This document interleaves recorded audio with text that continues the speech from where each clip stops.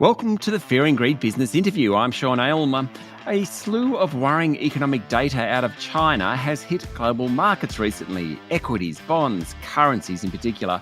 I wanted to get an insight today into investing in Chinese equities, including companies we're familiar with here in Australia.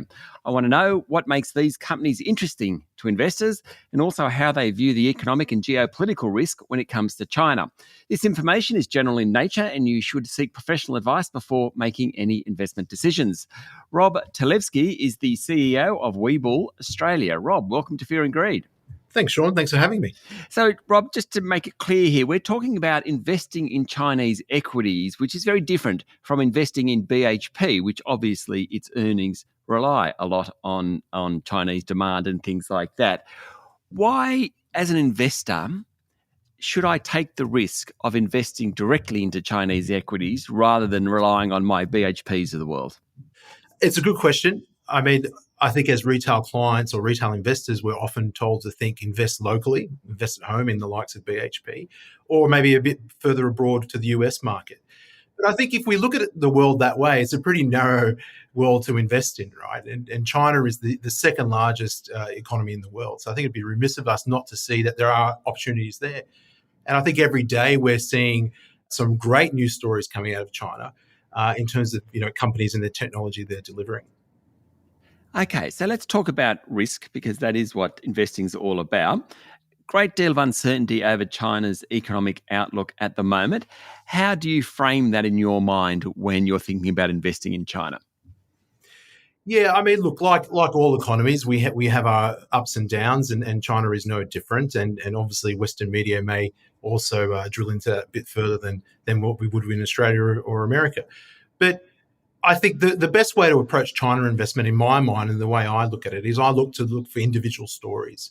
So I'm not investing in an index as a whole or in the listed space as a whole, but I'm looking for actual companies that I know can resonate with me, and then I can see that has a good time horizon on them. Okay, I want to get into some of those, and we'll do that in a moment. There's specific companies. What about the property sector just before we do that? Because it is such a big part of the Chinese economy and massive flow-on effects, and we've it seems like for years, it's only probably been about 18 months or 2 years we've been reading about the property sector. What's your take on the Chinese property sector?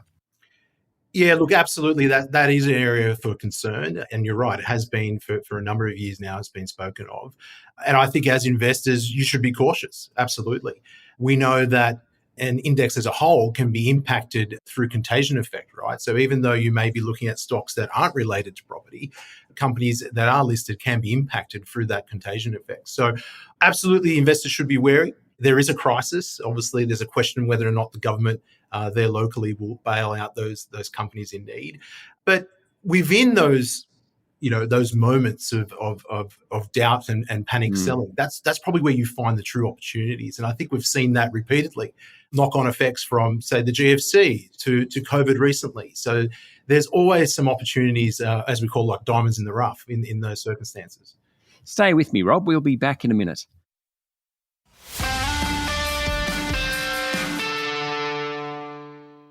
My guest this morning is Rob Talevsky, CEO of Webull Australia. Okay, so let's talk about some companies. BYD gets a lot of mentions in Australia now. I think it's the second largest electric vehicle manufacturer in Australia, or certainly in terms of sales.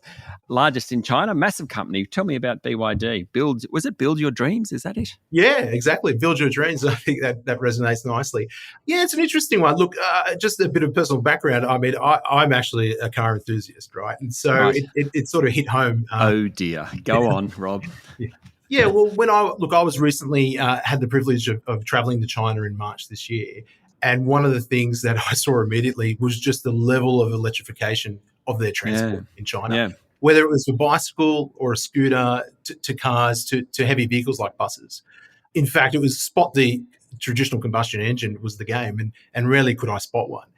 So the level of take-up there is massive. And we're talking, one of the largest populations in the world who are well ahead of, say, locally at home in Australia, where electric vehicles are still a novelty. But what I did see was you would see Tesla, which we all know, and then you would see BYD. And in fact, BYD would outstrip Tesla, and they have so in local sales there for the last 2 years running. It's an interesting company.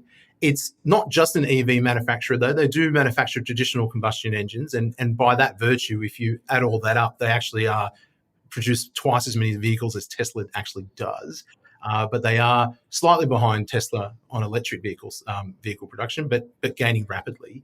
They've also been clever enough to sort of integrate themselves within the supply chain, and they actually create their own batteries for these vehicles, which Tesla doesn't. And in fact, ironically, Tesla recently just signed a battery supply agreement with BYD. So they're really primed for their global ascent. They're opening factories globally, from Europe to Southeast Asia to Southern America. So they are truly expanding globally. But what I found interesting was, look, the vehicles were great. They look great. They're your typical transport vehicles, well opted out. But when I came back to Sydney, I started noticing that we actually did have BYD vehicles here. And in fact, they're adding to their product class. I mean, obviously, they only launched with one or two vehicles. Now they've got a whole list of them ready to go, and even they've got a classic Australian car as a Ute, which they will be launching soon. So that should hopefully resonate with local buyers. But just the sheer scale of that business, how quickly they've grown, and just how integrated they have been, and the technology that they've done. I mean, one thing that we know in China is their large population has everyday needs, and BYD was able to solve a lot of those needs, and to do it in an environmentally friendly way. I think we always have a view that China is a large polluter. But when you see the level of electric vehicle take-up, it's anything but, and something for us to be envious here in Australia in terms of achieving our own climate targets. Okay, so let's move sectors. Alibaba, we've heard about that for many years, and its previous owner, I'm not sure that he still owns it or not, but Alibaba is a well-known company. What do you think of that? Of course, it's primarily e-commerce, but it's kind of a lot more than that. Yeah, I mean, I originally thought that Alibaba was very much e-commerce. I probably was a little bit naive to the fact, but when I was in China, I actually saw the level of integration that they have within their economy. So, we talk about new sort of payment gateway starters coming here in Australia, challenging the banks. Well, in China, their banking system is quite antiquated across its very vast regions, right? These companies, especially Alibaba, have been very clever, and they've introduced payment services a decade ago. So they're well ahead of the curve that we're seeing in Western countries at the moment, and particularly here in Australia. So Alibaba does everything from being an e-commerce platform to providing banking gateways to even just allowing people to connect and communicate. It's a great product. It's a great company, and one that the everyday Chinese national is using. With Alibaba, I mean, it kind of brings up the issue of sovereign risk when investing in China. How much should investors be worried about that? The idea that there's sovereign risk in terms of the Chinese economy, but probably the overlay on that is the Communist Party actually getting involved in markets, and for good or bad reasons in terms of shareholder returns. I'm talking good or bad. Look, I think it's something to be conscious of. I think it'd be remiss of us not to see that as part of our risk profile when we're investing directly in China. But having said that, though, I think we need to see that it is a very progressive country. A lot of the thoughts or opinions that I had before I got there, a lot of them were dispelled, and to see the level of progression within their cities and how people are embracing technology there was wonderful. But look, it is something to factor, but at the same time, I think we also need to understand that China needs to be a global player. It is, and it wants to be, and it wants to take a more forward footprint in being that global partner to many countries and to Australia ourselves, right? Like, we have obviously good relationships in terms of our trade. And so when you have those driving factors, then I would like to feel that you would see that there'd be less interference by the government, because they want their companies to thrive globally. Yeah, I mean, I remember talking to Mike Smith, who's the Financial Review Asian correspondent. He had been based in China, and he was saying, day to day, China's not that different to Australia. And I mean, people just go about their lives and do what they do, and it's kind of almost, for those of us who haven't been to China, it's kind of this, we probably don't understand that it's as regular in a sense as the US or as Australia or as Colombia is in a day-to-day sense.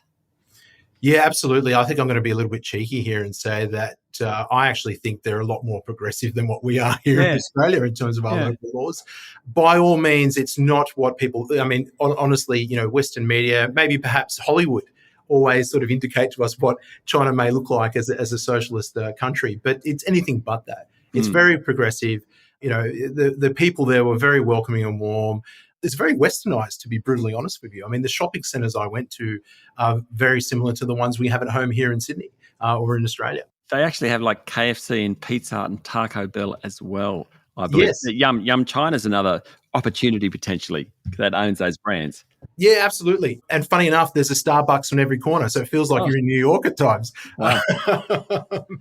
But yeah, look, absolutely, you're right there, Sean. Yum China, or Yum Brands as we know it in other parts of the world, have a very large presence there, having Western names that we all know and love, like KFC and so forth. And so China not only is a tech play, and I do see it as more of a tech play and a manufacturing play per se, but there are some traditional investment opportunities that we're all used to, right? And with a population of over 1 billion something people, I think you'd be well placed to invest in companies that provide food. Rob, thank you for talking to Fear and Greed. Thank you, Sean. Thanks for having me. That was Rob Talevsky, CEO of Webull Australia. This is the Fear and Greed Daily Interview. Remember, this information is general in nature and you should seek professional advice before making any investment decisions. Join us every morning for the full episode of Fear and Greed, Australia's most popular business podcast. I'm Sean Aylmer. Have a great day.